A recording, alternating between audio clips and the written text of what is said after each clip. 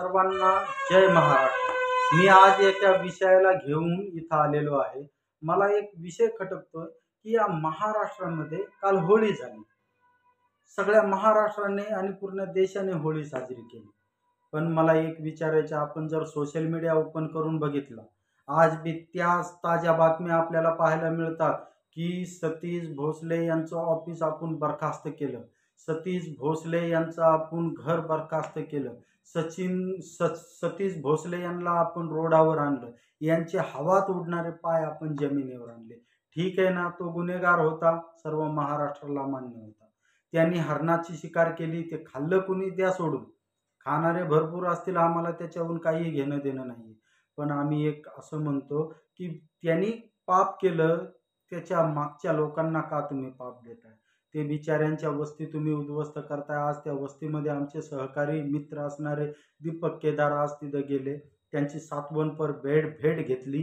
ठीक आहे, ते त्यांना न्याय देतील, आम्ही बी त्यांच्या न्यायासाठी तत्पर आहोत. पण आम्हाला एवढं म्हणायचं आहे की सतीश भोसले हा गुन्हेगार आहे. त्याचा एक व्हिडिओ व्हायरल झाला, बॅटीने मारलेला, त्याला पोलिसांनी पकडलं आणि ते प्रकरण डायरेक्ट ते हरणापर्यंत आणि ते काय वन्यजीवापर्यंत केलं. मान्य आहे आम्हाला. पण तुम्ही जर त्या प्रकरणाच्या आड जर तुम्ही मस्साजोगचे सरपंच यांचं प्रकरण जर तुम्ही दाबण्याचा प्रयत्न करत असाल तर हे चुकीचं आहे.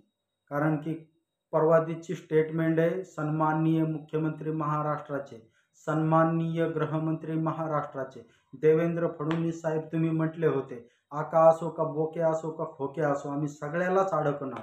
मग ठीक आहे ना, तुम्ही अडकवा, बोक्याला अडकलं, खोक्याला अडकलं, ठीक आहे. पण तुम्ही आकाला मात्र नाही अडकलं. तुम्ही आकाच्या आकाला मात्र तसंच खुलेआम ठेवलं. आणि तुम्ही वाल्मिक कराडला एक स्पेशल ट्रीटमेंट देताय. तुम्ही तो तर मस्साजोगचे सरपंच यांचा मेन गुन्हेगार आहे, त्याला तुम्ही स्पेशल ट्रीटमेंट का देताय? त्याला तर तुम्ही फासावर लटका लवकरात लवकर. कारण की या सोशल मीडिया एकदा जर खवळला ना, या सोशल मीडियाच्या माध्यमातून जर लोक जागी झाले ना, या महाराष्ट्रामध्ये ना फक्त सोशल मीडिया चालणार. कालचा व्हिडिओ तुम्ही रंगपंचमीचा बघा किंवा धुरुंडीचा बघा. तुम्ही अहो ते PI, ते सस्पेंड केलेले व निलंबित केलेले PI एका न्यायाधीशासोबत होळी खेळतात. अहो ठीक आहे ना, तुम्हाला आहे ना, तुम्हाला व्यक्ती स्वातंत्र्य आहे, पण काय कोड ऑफ कंडक्ट आहे का नाही? तुम्ही कोड ऑफ कंडक्टचा काही विचार करताय का नाही? अहो एक माणूस जरी वरातीत नाचायचं जर म्हणला तर बायाच्या बाजूला जाऊन नाचतो हो. तुम्ही डायरेक्ट कोड ऑफ कंडक्टचा अपमान करून तुम्ही होळी खेळताय. ठीक आहे, व्यक्ती स्वातंत्र्याचा तुम्ही एवढा गैरफायदा घेताय, हे चुकीचं आहे.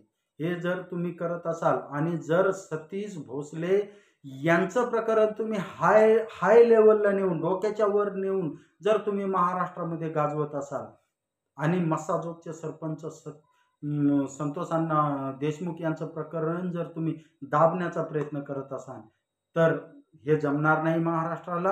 कारण की तुम्ही एकीकडे उडणाऱ्याचे पंख छाटून तुम्ही जमिनीवर आणलं सतीश भोसलेला, तुम्ही एकीकडे अमानुष पद्धतीने मारल्या गेलेला सरपंच आमचा, तुम्ही त्या माणसाच्या मारेकऱ्याला स्पेशल ट्रीटमेंट देताय.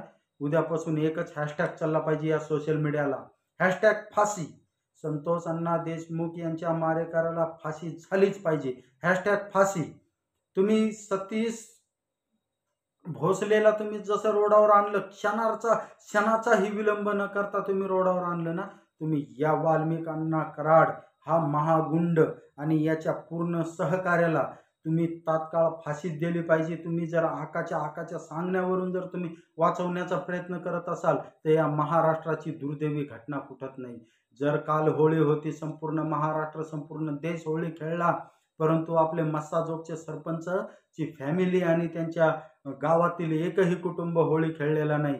तुम्ही एक गांभीर्याने गोष्ट लक्षात घ्या. या आपली संतांची भूमी आहे, संतांची महाराष्ट्र भूमी आहे आणि या संतांच्या भूमीमध्ये जर तुम्ही हे पूर पाप करत असाल तर हे पाप तुम्हाला आज ना उद्या फेडावं लागेल. मी तुम्हाला या व्हिडिओच्या माध्यमातून एकच सांगतो, आपल्या देशावर जेव्हा आणीबाणीचं संकट होतं तेव्हा या देशातले सैनिक, या देशातले जवान आपल्या सीमेवर रक्ताची होळी खेळून आपल्या सर्वांची होळी सुखाची केलेली आहे. आणि तुम्ही जर सतीश भोसले यांचं प्रकरण वर काढून जर तुम्ही मस्साजोगचे सरपंच यांचं प्रकरण जर दाबत असाल तर हा एकदम महापाप करण्याचं पाप तुम्ही करत आहात.